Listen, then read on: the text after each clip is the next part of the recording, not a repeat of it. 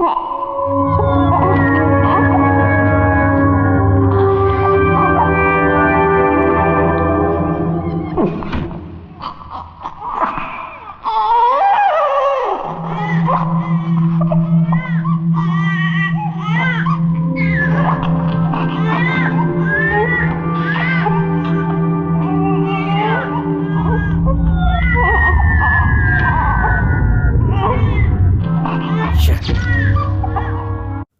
क्या करें?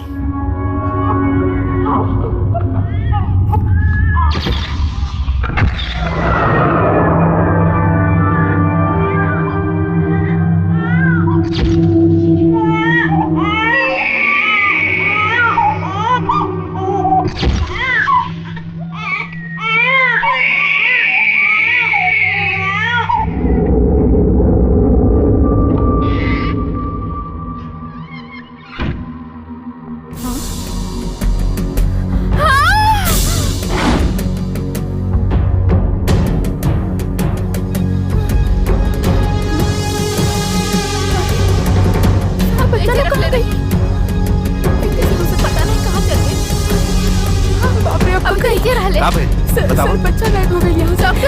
डॉक्टर बच्चा गायब हो गया? थोड़ा देर पहले यहीं पर पता ना कहाँ चल गया। डॉक्टर केहू के भी पता ना चले के जाए, यहाँ तक कि डॉक्टर लोग के भी ना बताइए।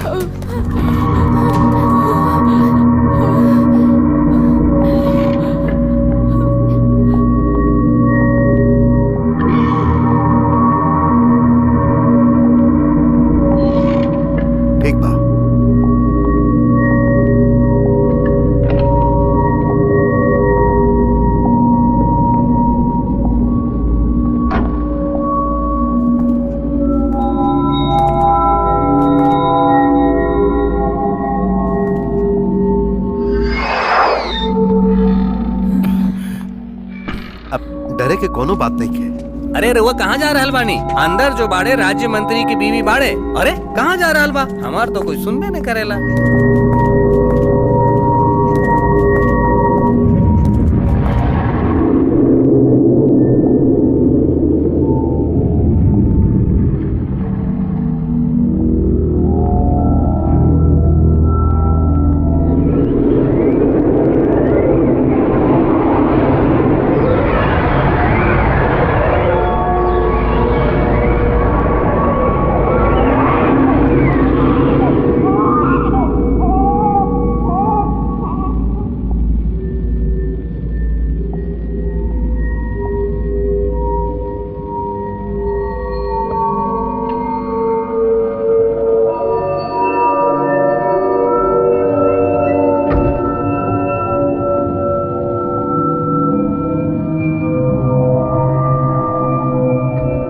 बाऊजा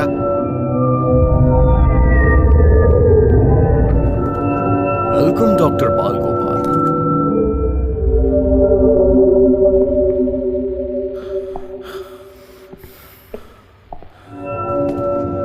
के बाड़ा तू और एजा का कर रहल बाड़ा? यह सवाल तो ये राज्य के लोग कई साल से हमरा से पूछ रहल बाड़े। रउआ यह बच्चे लोग के ढूंढत आइल बानी ना?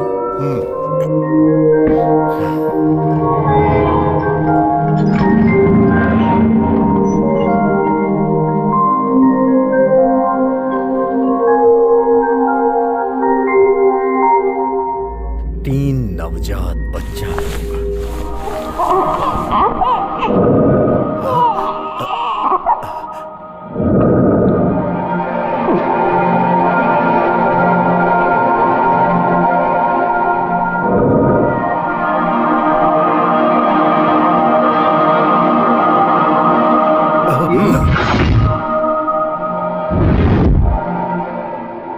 आखिरी का पागलपन बा? अगर एक भी कदम आगे बढ़ाइला ना तो ये लोग के उड़ा दे।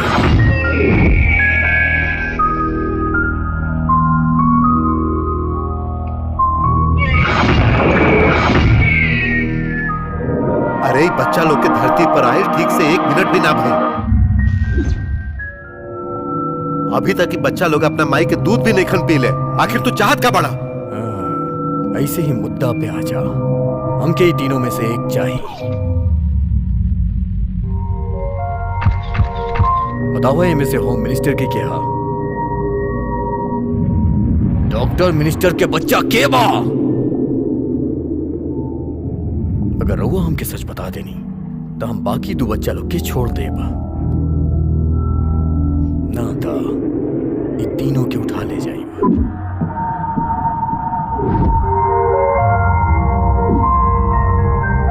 ए बाल गोपाल, इतना टेंशन में काहे पड़ा? बताओ ना मिनिस्टर के बच्चा के बा?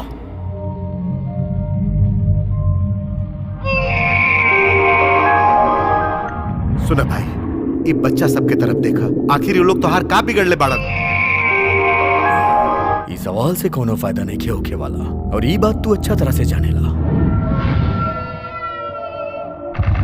तू पहचान ले रहा था, ठीक बा? जाए जैसे रवा के बानी और का चाहत बनी रवा, राउर गुस्सा के वजह का बा? देखी, इनकर जन्म अबहिये भइल बा, ठीक तरह से अपन माई बाप से मिलल भी नहीं खन, रवा ये काहे करत हनी? आखिर राउर मकसद का बा ई तो हम नहीं जाना, लेकिन एकर अंजाम पूरा होगी। वेरी गुड, डॉक्टर बात अच्छा कर ले वेला। अभी रहुआ के डाउट बना कि हम के बानी, कहां से आयल बानी? हम सैफुद्दीन बानी, आजादी की लड़ाई लड़े वाला एगो योद्धा, और ये खातिर होम मिनिस्टर के बेटा के यहां से उठा के ले जाइब और अपन मकसद पूरा करब। ये खातिर डॉक्टर हमार सवाल के जवाब दे दे, उहे में तोहार फायदा बा। ये लोग में से होम मिनिस्टर के बा? बताओ जल्दी।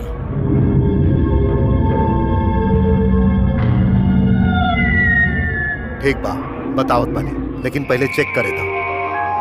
ओके, तू एगो अच्छा इंसान बाड़े, हम जाना तानी, ये खातिर तोरा पे भरोसा कर तानी। पहले ही बच्चा सबके हाथ के पर्चे निकाले के पड़े, नहीं तो और परेशानी होगी। अगर एकरा तनिका भी शक भइल तो तीनों बच्चा के जान पे खतरा हो जाई। लेकिन वही समय भगवान के आशीर्वाद मिला और वो फोन पर बात करे में लग गई। सही बखत पर हम वो तीनों बच्चा के हाथ से नाम के पर्ची फाड़ के फेंक देंगे। कि वो अंदर आवे तो ओकरा गोली मार दिया। हाँ हाँ, ठीक बा, ठीक बा, ठीक बा, खुदा हाफिज। ई वाह,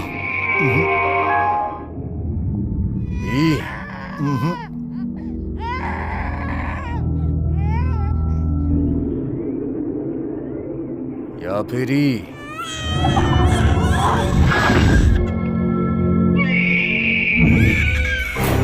अरे अभी अभी तो ये लोग जन्म ले ले बाड़े, हम इनकरा पहचान नहीं पावत, लेकिन हम कोशिश करब। लेकिन ओकरा से पहले हमारे को सवाल बा, ये बच्चा लोग और गृह मंत्री आखिर और का बिगड़ ले बाड़े? It's a war. ज्यादा सवाल मत कर, कहल जाला ना, जंग में सब जायज होखेला, हमके अपन मकसद पूरा करे के बा। अभी तोरा पास टाइम बा मास्टर, बता दो ना तो मार दे। जल्दी से बता, ये लोग में से के बाऊ? बच्चा हमके हर हाल में चाहिए, बाल को पार। ये मकसद के पूरा करे के हुक्म हमके ऊपर वाला दे रहे।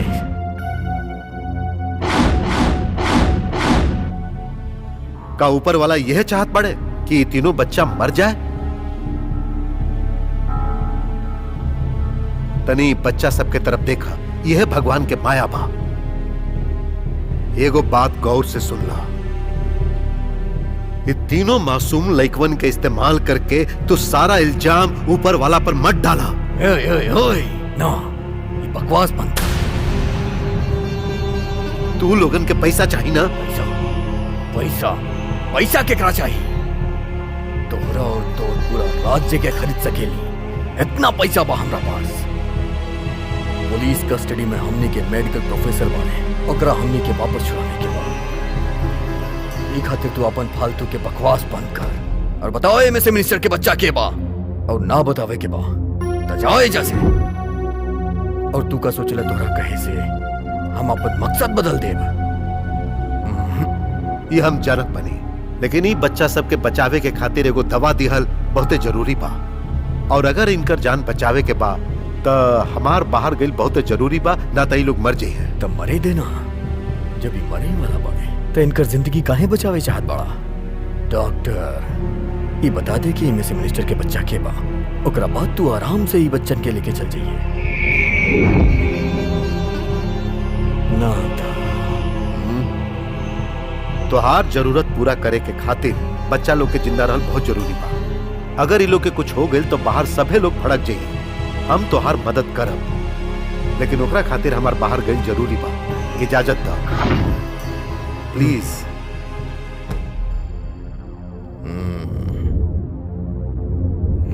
तू जा सकेले, लेकिन अगर तू बाहर जाके पुलिस के बतावे की कोशिश कई लेना तो मुश्किल में पड़ जाइबे। और ये हॉस्पिटल में हमार कई लोग पड़े जे सब तबाह कर दी हैं। नहीं खातिर होशियारी मत करिया।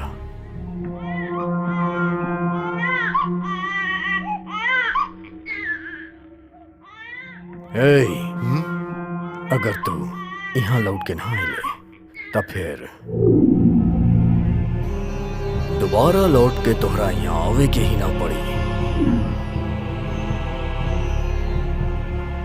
ई हॉस्पिटल के अंदर ही सब दफन होके रह जाइए। तोरा पास सिर्फ 15 मिनट बा। अगर तू होशियारी कैले तो समझ लिया।